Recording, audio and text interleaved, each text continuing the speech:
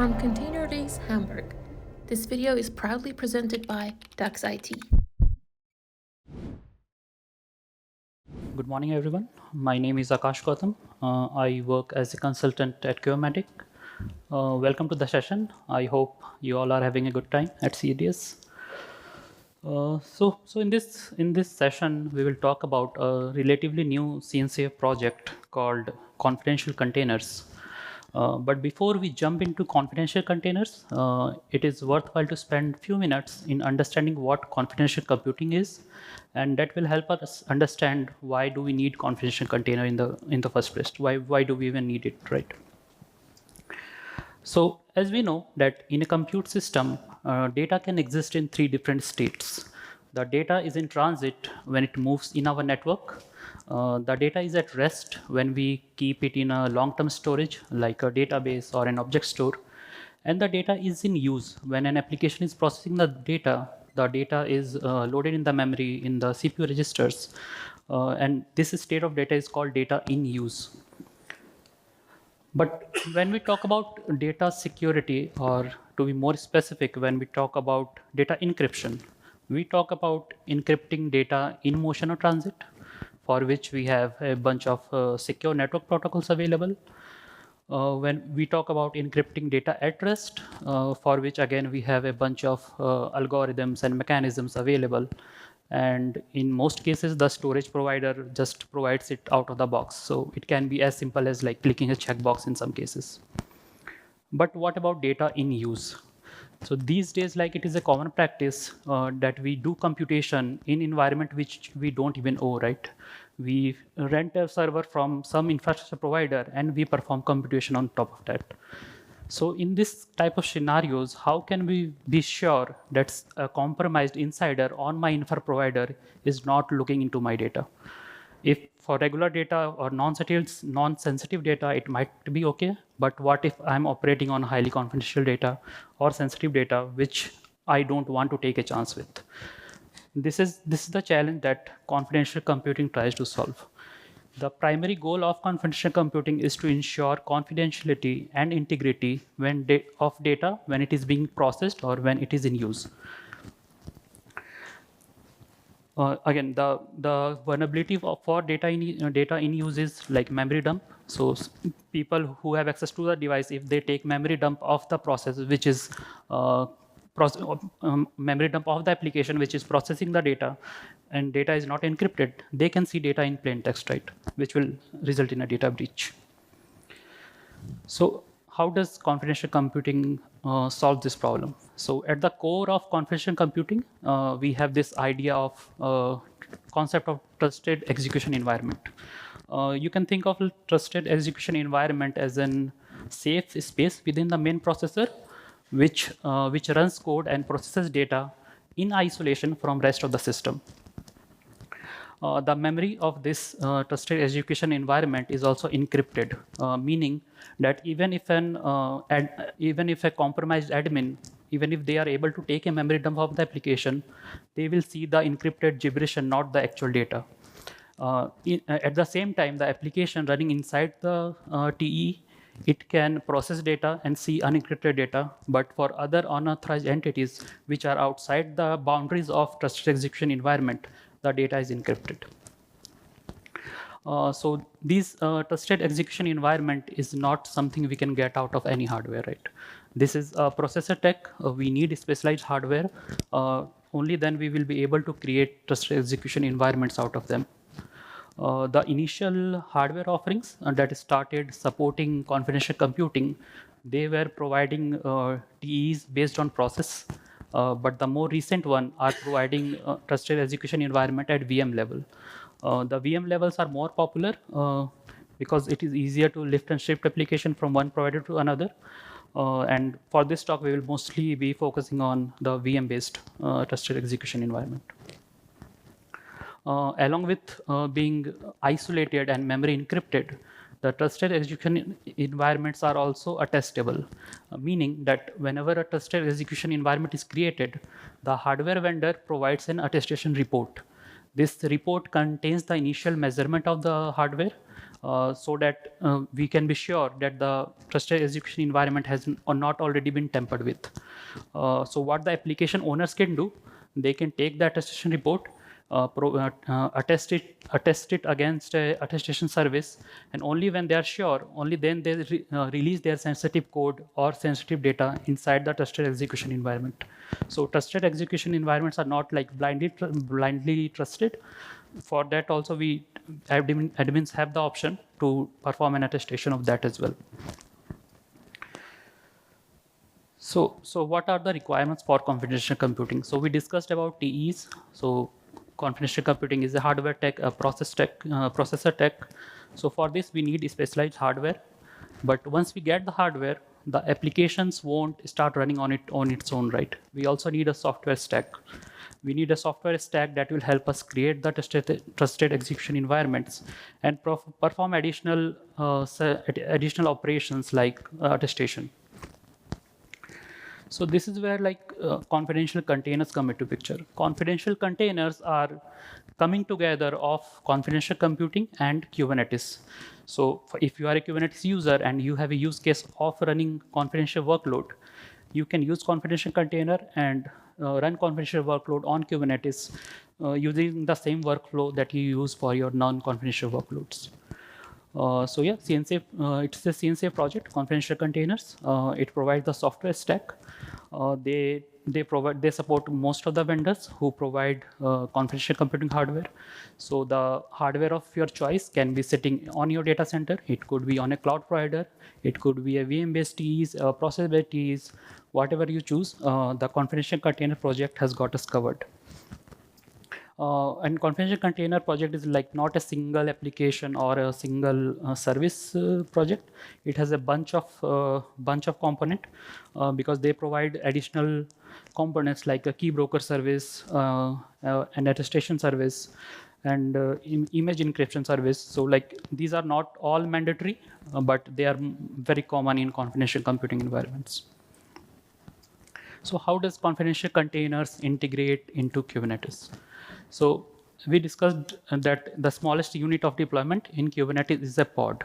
So the approach that confidential containers took is they put each pod in a trusted execution environment, and what it does based on the hardware, the confidential container operator, it makes a bunch of runtime classes available.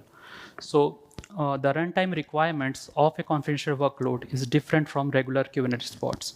So we need specific runtime classes based on the hardware. Different runtime classes can be used, and once the runtime classes are available, the only change we need to make in our deployment process is specify the runtime class in our deployment or in our pod. So the runtime classes configuration, it happens at the containerd level. So the containerd needs to know which shim or which binary it needs to use. But the confidential container operator, it takes care of doing all this for us, and we can just then use the runtime classes. So we discussed. So in the previous slide, we talked about. We mentioned that we put each pod in a trusted execution environment. And prior to that, we discussed that trusted execution environments can be of two types. It can be process-based or VM-based, with VM-based being more popular. So now we have a use case of running pod inside a VM. I repeat, pod inside a VM. But these VMs are not regular VMs. They are micro VM, like a bare bone micro VM, which are more closer to containers compared to a traditional VM. So confidential container project needed some way to encapsulate a pod inside a VM. And in the previous slide, you can see that the runtime classes have the mention of Kata. So Kata is already an open source project which was doing this. They run pods in a micro virtual machine. These micro virtual machines are stripped down bare bone VMs which are designed for running containers. The use case for Kata was to have each pod in kernel isolated sandbox, so that like when one container is under attack and the attacker is able to break out of the container boundaries, they cannot compromise the node because there is a kernel level isolation between the containers and the worker nodes. So this is so how Kata integrates into Kubernetes. Again, it provides a runtime class. So when we create a regular Kubernetes pod, what happens is that once the pod gets scheduled on a node, the kubelets kick into action. The kubelet talks to containerd talks to runc, and then runc creates the pod. Now this runc is the default runtime we use, but it is not mandatory to use because Kubernetes is, as we know, is a very extensible platform. So it can be any component as long as it is like OCI compliant. So what Kata does is it introduces its own runtime called Kata shim, and then the workflow remains the same. We deploy an application, we provide the runtime, the pod gets scheduled, the kubelet talks to container, but now instead of runc, because we have provided the runtime class, it goes to Kata, and then Kata creates a micro VM. It deploys the Kata agent on that micro VM, which then takes care of running our pod. Confidential containers is, in case of confidential container, this is a variation of Kata workflow only. So it also uses Kata because it meets the requirement of encapsulating pod in a VM. So instead of reinventing the wheel, they leveraged Kata. The workflow remains the same. The difference being that now this micro VM that we get, it is virtualized out of a hardware which supports confidential computing. And they also extended the Kata agent a bit so that it meets the additional requirements of confidential computing. And along with the Kata agent, there are other bunch of guest component. I have written GC for it. They are guest component which are like essential for confidential computing, and they are provided by confidential container. So these are the components that runs inside each trusted execution environment that confidential containers creates. Yeah, so this is like an opinionated workflow of how we can deploy confidential workload on Kubernetes. So here we have a host, which is Kubernetes node that supports confidential computing. We deploy an application, we provide the runtime class, the pod gets scheduled, kubelet kicks into action, it talks to containerd, it goes to Kata runtime talks with the hypervisor on the node, and then a micro virtual machines comes up. In this micro virtual machine, we have the Kata agent, and then we have additional components which are provided by the confidential container project. For example, this attestation agent. This agent is responsible for doing the attestation. Along with this, like we have a component called confidential data hub. Confidential data hub takes care of key management or secret management for Kata agent, as well as the application that runs inside the TE. So here we have assumed that the image that we are deploying, that image is encrypted. So Kata agent reaches to the key broker service to get the key, encryption key of the image. And at the same time, the attestation agent, it also reaches out to the key broker service with the attestation report of the trusted execution environment. The key broker service takes the attestation report. It goes to an attestation service to confirm whether the report is acceptable or not. And only if the report is acceptable, it releases the encryption key. So the application is able to run inside the trusted execution environment only if the attestation goes through. But this works fine, but all of us do not use bare metal Kubernetes, right? And even if we have bare metal Kubernetes, we might not have a bare metal node with confidential computing support, right? So a variation of this is what we call a peer pod or a cloud adapter API approach. So in this case, the workflow remains the same. The difference being that the virtualization layer has been replaced by a cloud provider. So now the Kata agent, instead of talking to the hypervisor on the worker node, it talks to the cloud API adapter. It is again a component that confidential container project provides. And the virtual machine is created on the cloud provider that we configure with the cloud API adapter. So all other workflow, it remains the same. The difference being now the virtual confidential virtual machine that we get, it is coming from a cloud provider, not from a node which supports confidential computing. So during the demo, we will see more about the attestation approach, because that's the slightly more interesting part here. Prior to that, all the things which are happening are just regular Kubernetes, right? All right, so we discussed lots of things. Let's see some of them in a live cluster. I have prepared most of the things already. Most of the things are already deployed. I even have a workload deployed so that we don't need to wait for 5 minutes for it to come up. So what we have here, what I have here is a single node Kubernetes cluster, and here I have the confidential containers as well as the cloud API adapter both deployed. So we can see the pods that we have here. There is a CC operator controller manager and the cloud API adapter. The cloud API adapter is configured to talk to AWS. So the virtual machine that we get is on AWS. We previously discussed that the confidential container operator, it creates the runtime classes for it. But all the runtime classes won't be supported, right? Because they are directly connected to how we are handling the runtime, which again depends on what kind of hardware we are using, right? So there is a wrapper on top of that. There is a wrapper on top of the runtime classes, which is a custom resource provided by the confidential container project. It is called CC runtime or confidential container runtime. So this is our way of telling the operator what kind of runtime we want, right?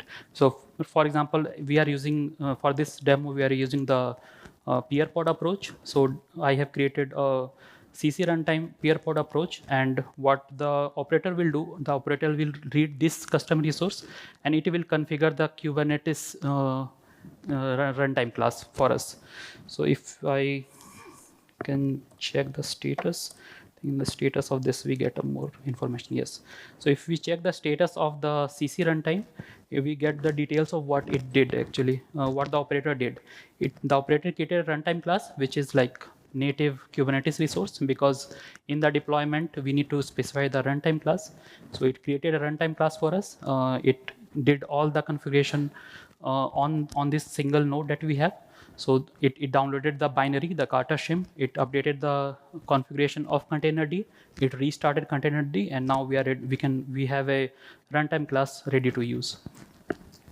And once we have the runtime class available, the next thing we need to do is deploy an application, right? So I have the application deployed as well. If I move to my, yes, so this is the application that I have deployed. You can see that the workflow looks like a regular deployment only. The difference being that we have the runtime class specified, and this additional annotation, we are providing some init data. By using this init data, what I'm doing is I'm just providing some information to the attestation agent regarding where does my KBS or the key broker service is deployed. So this base64 encoding is this annotation is a base64 encode of this minimalist configuration. So we are just telling the confidential data hub and the attestation agent that this is where my KBS is running. So when they need to talk to KBS, they can use this URL.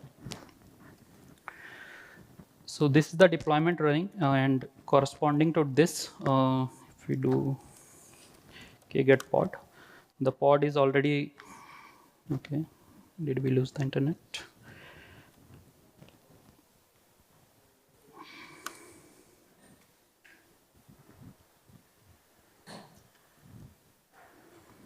Okay, so we can see in the console directly. So yeah, so corresponding to the pod or deployment that I created with the runtime, we got a EC2 instance on AWS. The EC2 instance is prefixed with pod VM just to differentiate it with other EC2 instance which are running. The other instance is my worker node of the worker node or the control plane, both, because I have a single node instance. If you look at the instance type of this peer pod, peer VM, we can see that it is M6A large. So this is not random. This instance type is provided by AWS in collaboration with AMD, and it uses AMD's secure encrypted virtualization feature. So if we scroll down, I think somewhere we can even see that it has AMD SEV SNP enabled. So that's why we are able to use it as a trusted execution environment, because it comes with memory encryption. The SSH on this VM is disabled, but we can do a serial console if you want, and we can even check that it is actually coming up with an encrypted memory. Okay. Maybe we, okay, no, we have, the internet is still not back.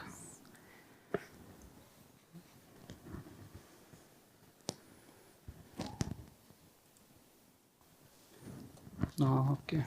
Okay, so like what I have in this cluster. Do you have your phone? You can do hotspot. Okay, we can try. So let me try my net.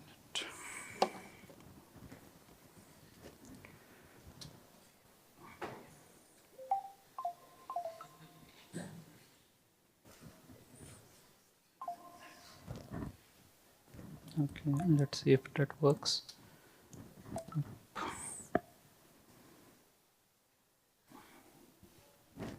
The network is okay. Yeah, so this is the pod. Like we can see that the name of the pod matches with what we saw, the name of the EC2 instance or the pod VM on the console. So I also, in this cluster, I also have the key broker service deployed. So in the Coco tenant namespace, we can see the KBS running as well. And what we will do now, we will trigger the attestation.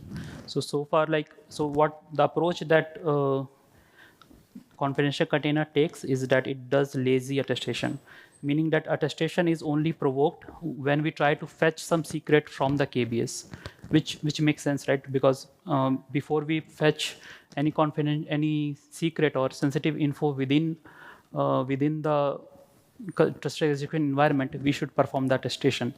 So this attestation can happen in two ways.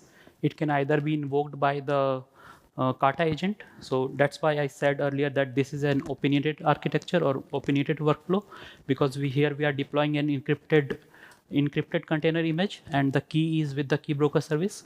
But instead of that, we can also invoke the attestation from within the application itself. Like for example, I just add an init container to my deployment and say that you go to KBS and try to get some keys from that, and that will also again trigger the attestation. So this is what we will try to do.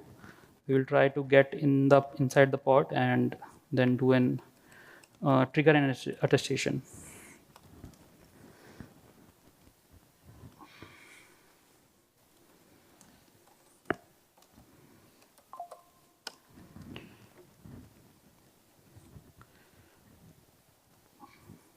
And in the second window, I will log the KBS so we can see some logs popping up here. Okay. Yeah, so I have like created a repository named CDS. It has a folder called Coco, and I have already added a key. What we will do now is we will try to get this key from our application, and hopefully some logs will appear on the KBS, right? So let's do that. Sorry, I copied the wrong command. I need to get the curl one. Okay.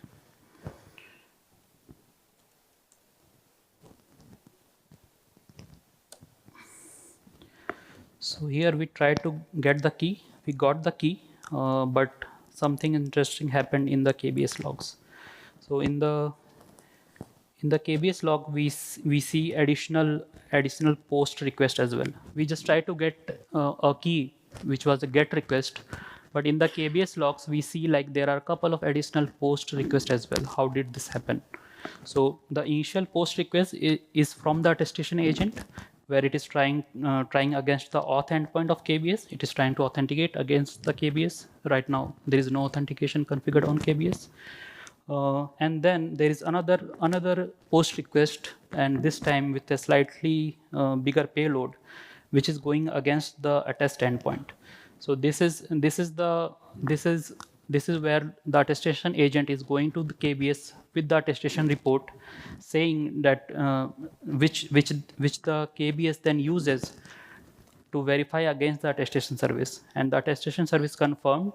It gave a message like the verification check passed, and once that check passed, only then the response was returned or the key was returned. So this is called like user invoked attestation. If we like have an encrypted image or a signed image, the same thing will be done by the Kata agent. It will reach out to KBS to get the encryption key or the signed key, and then the attestation will be invoked. So this is how the attestation workflow works in case of confidential containers. So yeah, so this is something I mentioned earlier. Confidential containers is not a single service or a single application project. It has a bunch of projects. They all do not even fit in a single slide. So, but depending upon the environment, we do not need all of them. The ones that we definitely need are the guest component. These are the ones that run inside the trusted execution environment, and the operator, which takes care of doing the installation of runtime and making it available for us to use. Another thing some of you might have noticed that here we are not talking to KBS directly. What I am talking to the confidential data hub service, which is running inside my guest. The confidential data service, when we request something from it, it talks to the attestation agent, saying that, okay, I need to get some secret from KBS. Can you also fire an attestation request? The attestation agent and the CDH, they both know where KBS lives. That's the configuration I showed earlier in the init data that we passed, that we are configuring attestation agent and the CDH. We are giving them information of where the KBS lives. And behind the scenes, this is how it works together. So we do not, the Kata agent or our application, it doesn't talk with KBS directly. And they talk with the confidential data hub, and then internally they manage the workflow of triggering attestation and making sure if the attestation passes that we get the key. So this attestation part, like the key broker service, the attestation service, and the reference value service, they are all clubbed into a component called trustee. This is also provided by the confidential containers project, but like it is not necessary to use KBS that they provide. If you already have a KBS service, you can use it as well, or you can just choose to use KBS but defer attestation to a different service. You can like it is up to the admin, up to the organization. They can like pick and choose what they want. Okay, so what confidential computing or confidential container does, it places the root of trust on the hardware. For example, let's consider a very common scenario of deploying applications, right? So we get virtual machine from an infrastructure provider, we make it a Kubernetes node, and then we deploy applications on top of it, right? So in this case, what happens, we are trusting the worker node. So the containers running on the worker node, they trust the worker node, all the pods which run on it. The guest VM then again trust everything that is running on the infra provider side. So it is trusting the host OS, the host kernel, and all other components that runs on the infrastructure side. So in this case, the trusted compute base of the application is quite high. So trusted compute base refers to the set of all the hardware, software, and firmware which are trusted by an application. And as they are trusted, the application owner do not take any measures to protect the application from them. But these components usually have sufficient privileges that if they are compromised in any way, they can also potentially compromise the applications. And these components again comes from multiple different vendors, right? The infra provider is not building anything in-house, right? So while running application, we are trusting n number of components coming from n different vendors. But what confidential container or confidential computing project does, it significantly reduces the trusted compute base. So when applications run inside a trusted execution environment provided by confidential container, they do not even trust the worker node on which they are running. Even the image that we use to deploy the application, the image is not pulled on the node like regular Kubernetes deployment. The image is also pulled inside the trusted execution environment because the worker node is no longer part of the trusted compute base. And what happens here is all the software component of the trusted execution trusted compute base is eliminated, and the trust is placed only on the hardware that provides the trusted execution environment and the components which are running inside the trusted execution environment. Everything else is no longer part of the trusted compute base, and this like enhances the security significantly because, as we know, hardware are much harder to compromise compared to any software. So we talked about confidential computing, confidential container, but what are the use cases, right? As you can already imagine, running confidential container will come at an additional cost. For example, even in the demo, we were running a M6 large instance for each pod that we deployed. So there is additional cost with it, and organizations, they will spend money only when they get sufficient value out of it, right? And one of the values that you can get is like making the regulators happy, for sure. One example of such compliance is DORA, the Digital Operational Resiliency Act. This is something the financial entities in European Union needs to comply with. So in one of their articles, they have mentioned that wherever relevant, you need to encrypt or protect data in use as well. Similarly, another use case is AI. So when we interact with different AIs, we are also sharing lots of confidential information, right? Coding agent reading our proprietary database, for example, is again, they are reading lots of confidential information. So this is from Meta. So Meta gave a sneak peek of a feature they are working on for WhatsApp. So this AI, based on the user's request, it will read the messages and generate a summary of the messages. For example, if you are in a multiple groups and there are lots of messages, you can just ask the AI to generate a summary of what's going on there. It can even make you suggestions what you can write next. And as we know that WhatsApp, like it promises end-to-end encryption. They guarantee that even people on their side cannot read the messages. So this is again a highly sensitive data, and for this they are also using trusted execution environment and confidential computing. So again, like it is worth only when we get sufficient value because there are costs associated, right? So in summary, so I think we are close to the end of the talk. So to summarize the things we discussed, we talked about what is confidential computing, what challenges does it solve, why do we even need it. We got a brief introduction to the confidential container project. We looked into different deployment methods of confidential container project. We learned about the attestation, the workflows of a deployment method of confidential containers called PeerPod, which allows us to run it in our cloud providers instead of like investing upfront on confidential computing enabled hardware. And we just discussed the various use cases. These are some of the good references if you are interested in learning more about confidential computing or confidential containers. And with that, I think we have reached the end of the talk. So thank you. What is the performance overhead of Kata and trusted execution environment? The startup time, it increases, as you can imagine. The performance overhead is, the network performance is like somewhere around, for in most of the cases, like less than 10%, but depending upon the application, even that can be high.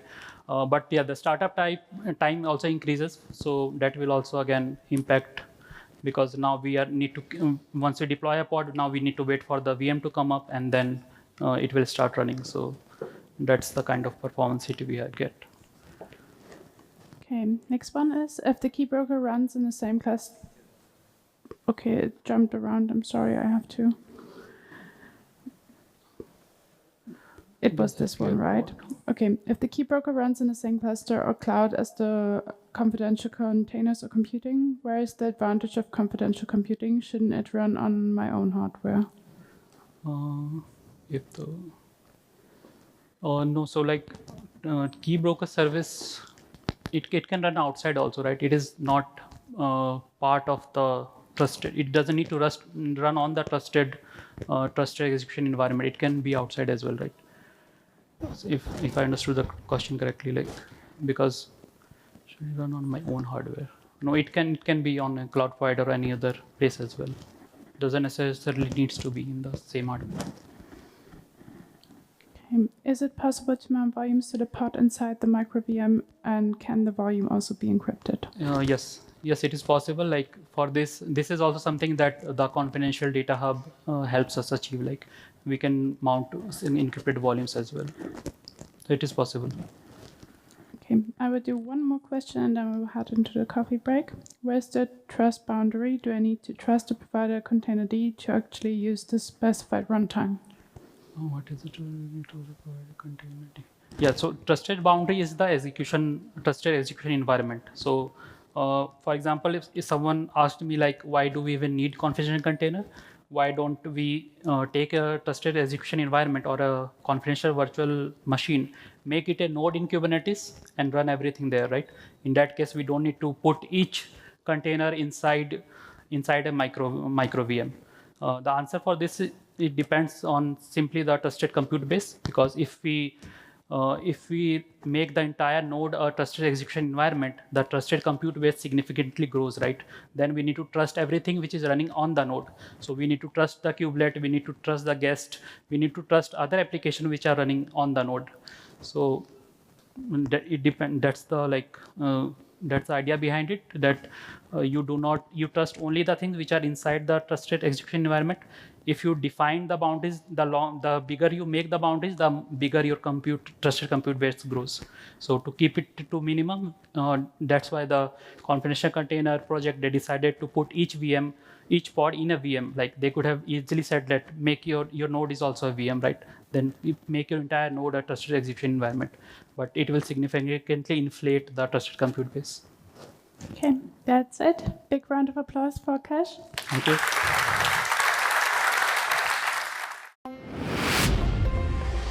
From ContainerDays Hamburg, this video is proudly presented by DAX IT.